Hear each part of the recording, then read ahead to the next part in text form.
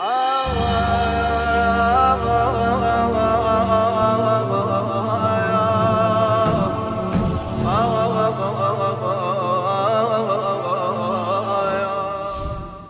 چی هست از دو جهت هنوز کمه.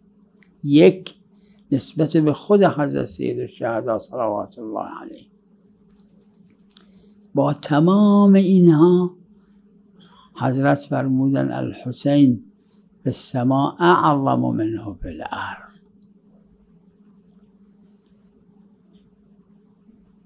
این یه جهت. از جهت دیگه، از جهت دنیا هم کمه.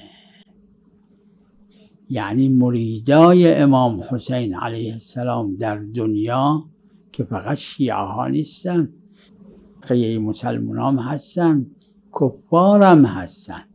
در این شعائر مقدسه امام حسین، حالا که به حمدالله این عکس‌ها و این چیزای مجازی و این فضائیات و اینا هست، کم و بیش نشون میده حتی کفار در شعائر مقدسه امام حسین سطح دنیا رو ببینید هزارها و هزارها شرکت میکنن.